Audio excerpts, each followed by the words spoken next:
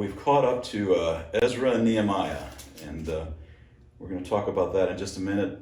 Originally, this was one book, and it's been divided into two. Ezra being the priest, Nehemiah, the governor, government official in Jerusalem as they get sent back. But we're going to do a little summary as to how we got to this point. So, just over the whole thing that we've been doing, we started out. Well, Ezra and Nehemiah puts us in the time of the exile of Judah into Babylon. But I want to find out, how do we get here? So when we start out in Genesis. We start out with creation. All things were created. Man was created on the sixth day. God rested on the seventh. We see all of that. Sin entered into the world. We see the fall, what they usually call the fall of man. The promised defeat of the devil by the seed of the woman comes on very early. So we get a picture of the redemption story that's beginning. We see the judgment by water in Noah's time. And up until that time, basically, we're just looking at a little bit of genealogy history. It's not an extensive coverage of the history of the earth at all. We get up to Noah survives with his family.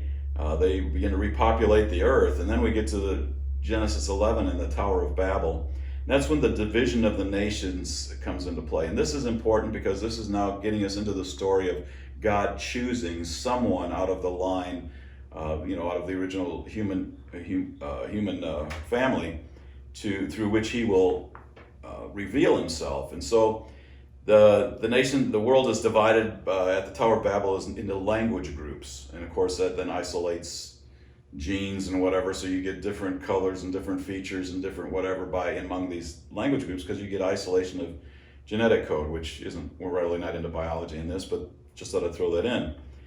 So God chooses one family, one nation to speak through and bring His salvation through, and that family is the line of Abraham. So Abraham's chosen. He's chosen and he's tested. He's told to go out to a land whose builder and maker is God, and so he leaves his homeland and he begins on a journey. Later on, we see we've got the line Abraham, Isaac, and Jacob, and it's important that we designate there that it's the line of Abraham through Isaac, the son of the promise, whose mother was actually barren up until the time he was born, and she was 90 years old. Abraham was close to 100. So we see this story, and it's Isaac's line. A lot's not said about Isaac, but he keeps the line going. And Jacob then is the one that we look at. His name became Israel. He had 12 sons, who we call the 12 tribes of Israel.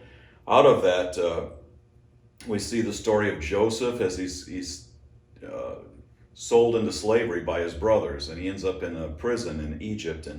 And through that, we see that salvation is going to come to his family. So he's rejected by his family, but he has a promise, becomes the second most powerful man in the whole world, and saves his family in a time of famine. The seed of Israel, through all of his sons, it flourishes.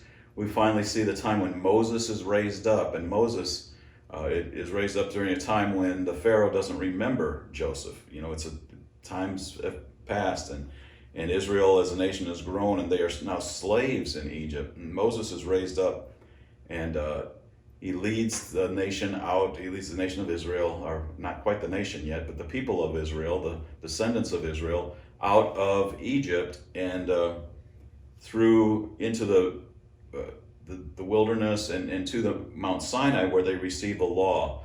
And this is where you could probably say Israel first becomes a nation. They have a national law. They've got guidelines to go by. There's their entry. Well, they wander in the wilderness. We read about their entry into the land through Joshua. Then we have the era of the judges. We have the era of the kings, and then Israel divides during that time, and we see that in 1st and 2nd Kings we saw both the kings of Israel, the 10 northern tribes, and the kings of Judah, the 2 southern tribes, and what happens there. And the north, Israel, the 10 tribes, never really have a righteous king, not from beginning to end. And so they're defeated actually early on by Assyria and taken captive. And we see that Judah, the southern 2 tribes, last a little bit longer. And we just finished 1st and 2nd Chronicles, and it really only chronicles the kings of Judah. It doesn't chronicle the kings of Israel. And we see that finally, Judah, because of their sin, they are captured by Babylon, taken into captivity. Some are left in the land, but many of the leaders are taken into captivity into Babylon. Until Cyrus, king of Persia, is stirred by God to build God a house in Jerusalem. And so that's where we begin in Ezra and Nehemiah. And Esther, the next book, will cover that time too. This is the period of the return to Jerusalem after the captivity in Babylon by Judah. The prophets during that time that prophesy are a little bit much later in the scripture. So at this point, we leave the chronology. It kind of disappears. We're not going in chronological order very much after we get through with Ezra, Nehemiah, and Esther. But the prophets during that time that were prophesying during this time when they were returning to Judah would be Haggai, Zechariah, and Malachi. And so what have we learned during all of this time? I think what we look at is the law has come to Israel, and Israel couldn't keep it. So we've got that law. We see that that the law is not offering any way of salvation. So what does it do? What it's doing is it's showing the sinfulness of our sin. It's showing our inability to be righteous on our own. And so there's the promises of redemption that are hidden in these first books of the Bible too, as we've gone so far. The seed of the woman that we mentioned in Genesis 3, that will crush the head of the serpent, the seed of the serpent. And so we see that as a picture of what's to come. We see the sacrifice of Isaac, or the almost sacrifice of Isaac by Abraham. Abraham goes up to the mountain to sacrifice Isaac, and it's a picture of God's redemptive purpose as he provides a ram in the thicket in place of Isaac, and the Lord reveals his name at that time as Jehovah Jireh, or the Lord provides, the Lord will provide. We see the picture of Passover during this time as we're leading up to all through this history of Israel. And the Passover was that picture where a lamb was killed, its blood was taken, put on the doorposts of the house, whatever family you were in, and each family had a lamb. And that blood was the covering, was the atonement, was the protection against the spirit of death that would move through the land. And so we see that. So all the pictures of redemption are given to us in this time. We're also given the promise, like there would be one who would be raised up who would be like Moses, a prophet like Moses. Only his words, you've got to listen to everything he has to say. So there would be another one coming like Moses. Now, there's world movements right now that tell us that prophet was like Muhammad or something like that. And what you've got to look at is the details of what does it say.